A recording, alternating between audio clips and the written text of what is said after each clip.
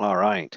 So what you're viewing up here on the screen, this is ECM, Epicor's ECM, Enterprise Content Management. We're going to take a look at this from a human resources perspective for the ease of finding, filing, and managing employee documents. Um, uh, right off the bat, it's always very critical to have very fast and efficient ways of searching for documents. And ECM provides that a number of different ways through folders, fields, and what we call quick search, where I can come up here and simply type in a value and quickly see my search results of documents. So here I see Jerry Robertson's documents, and here's even our employee Jerry Robertson's employee folder. And I can drill down into what we often call in human resources as sections. So I want to see all personnel documents. Similarly, a different view of this is drilling down through virtual folders. So again, Jerry Robertson's virtual folder, and same way, regardless of how I get to it, but very efficient. This could be a part of an employee name. It could be an employee ID number, and you can get as simple or as complex as you want with those quick searches. In addition to being able to easily find documents, of course, we want to easily file our employee documents away. And they come to us a variety of different methods via email, perhaps from in bulk where we get something from another system in mass for one document per employee, or we could scan it in from our desktop, or I can individually pull a document in. So I've scanned one over here on my network copier that showed up on my desktop, and I can pull that document or multiple documents over into ECM. And when I pull those in, ECM provides us a very efficient way of filing the document away. So this is where ECM's workflow can leverage your list of employees. And there is, well, I'll talk a bit more about where we can get the list of employees. While you can manage that list within ECM, you can also, we can leverage the list from your HRIS system or another data source.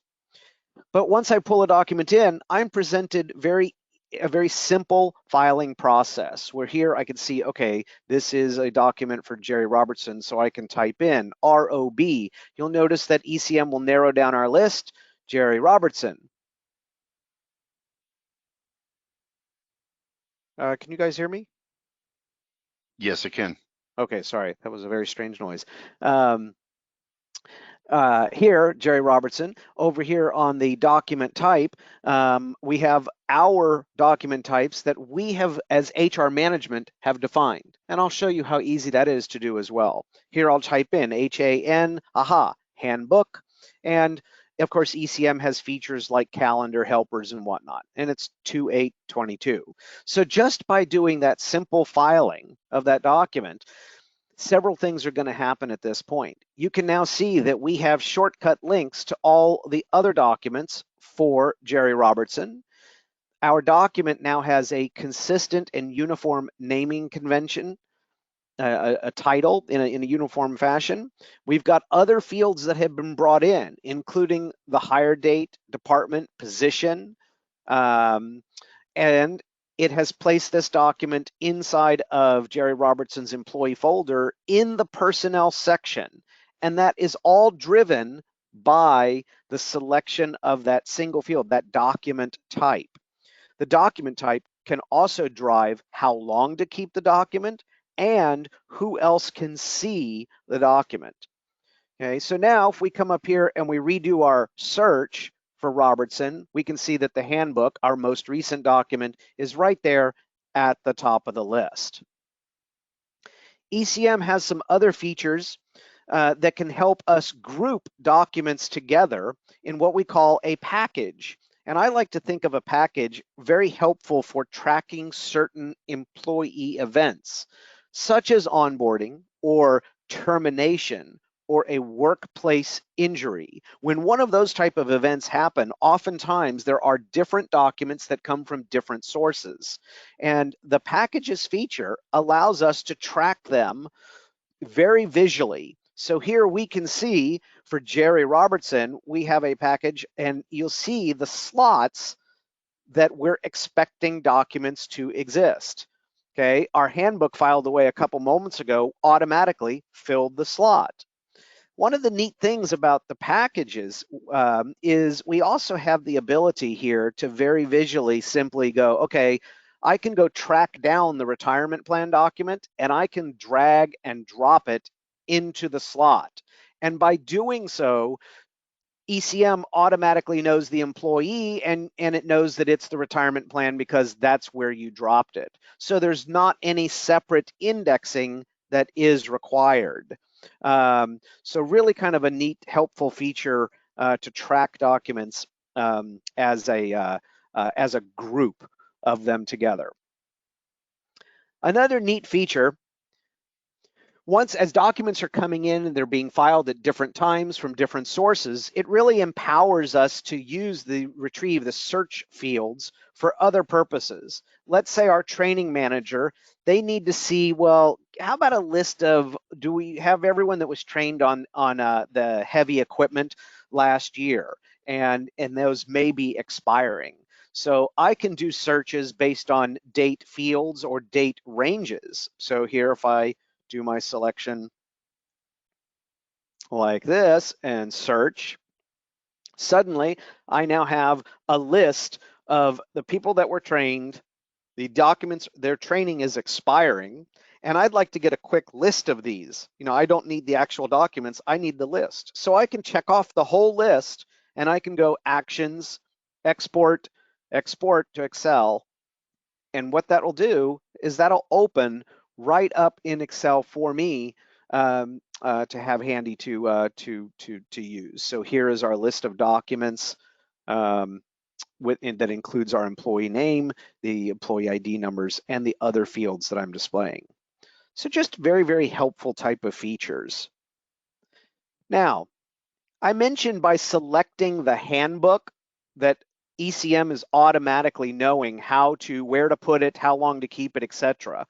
And when we use ECM for human resources, okay, we are able to leverage something as simple as the spreadsheet that you're seeing here, where you as HR management can define all of your document types, including historically filing all of the section together.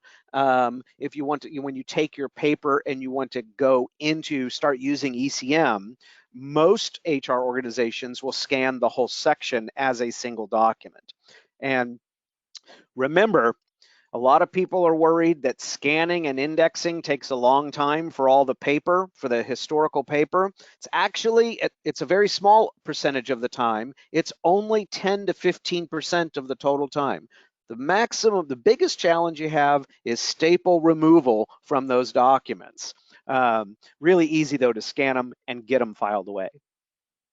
So going back to our handbook, I selected handbook when I filed that document away. And through this configuration, ECM knows what section to put it in. And we even support a subsection or category. ECM knows who should be able to see it. So if people, even within the same within the same organization's HR, perhaps some people can see benefits and not others. You can get that granular all the way down to the section or even granular to the type of document within the section. This configuration also sets the record retention policy. So we could define each of these documents to be kept indefinitely as long as the employee is active and start a 36-month time once the employee is terminated. All standard features of ECM. We also have the ability to report. So if I would like to know a missing documents report, a list of documents that should be in ECM for each employee, I'm able to configure that at the document type level. I expect in ECM to have a handbook document for every employee 45 days after the hire date. Okay. I can use a yes or no here in the configuration as well. We have other fields that can empower other people in the organization. If you want to grant them rights within ECM to log into ECM, you could grant them rights to see certain subsets of documents. And that could either be employees or more often managers. So that's how easy it is to configure. And we actually provide you this spreadsheet as a starting guide. You as HR management can choose, how granular, which forms you do want to have in your list, and which you do not. So another important thing is that I mentioned earlier about is the employee lists. Where do we get the list of employees? You can manage those within DocStar or within ECM. We can also leverage them from other data sources. Okay, and we support a variety of fields, including hire date, termination date. Most organizations actually choose not to include the social as part of the metadata because oftentimes you don't have to, and you don't necessarily want to, if you don't have to. But we support a variety of fields, and where that data comes from can be from a number of sources. So the employee list are standard reports out of UltiPro, Microsoft Dynamics GP's HR module, Paycom, Paychecks. Probably one of the most frequent ones that we see is the employee report that comes out of ADP. And it can be any Excel or other type of data source that we read your list of employees from. And what happens when that list is pulled in on a scheduled or on-demand basis is ECM will leverage that list to perform some other automated functions. Name changes it will detect, and it will automatically re-index the documents for the employee and put them in the new named folder, and it will add their old name to an index field in case you want to search. That list of employees enables us to combine it with the document type configuration to report on missing documents. And the system can also pre-create packages. We can update indexing fields or start a workflow when the employee transitions from active to terminated, as well as automatically changing retention policies when they do that transition over to terminated. So that essentially is a good introduction and demonstration of how ECM can be leveraged for human resources, employee documents.